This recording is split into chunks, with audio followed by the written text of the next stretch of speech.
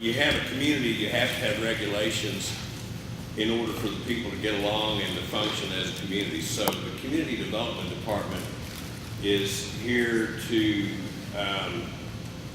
help the people get along and help the growth. Getting ready to start a community suite where we're going to clean up the community.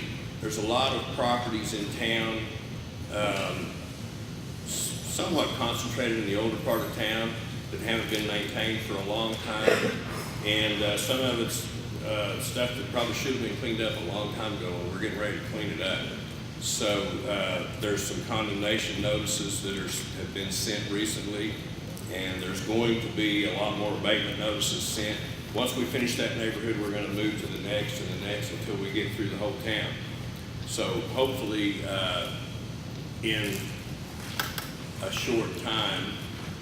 Recently, I think it was at the last board meeting or the meeting before last, we passed a new ordinance which talks about open storage and storage on residential lots. And there's always been kind of a question of what you can store in your yard.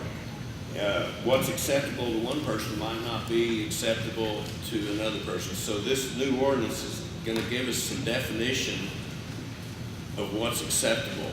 And also, it's going to provide a way for people to keep some of the things they don't want to part with if they put them behind a fence where they're not visible.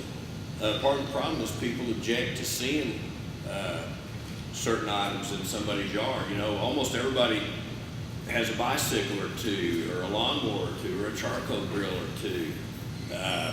When you put those things on, and each one by itself is not a problem. Nobody cares if your kid parks their bike in the yard, if you got your charcoal grill out there.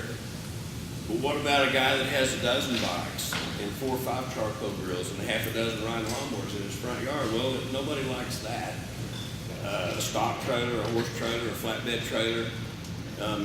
These are all questionable items. To some people, they're perfectly acceptable, and to other people, they're not. So this new ordinance is going to say that certain items that are listed on the ordinance are going to be kept behind a privacy fence, and people won't have to look at it.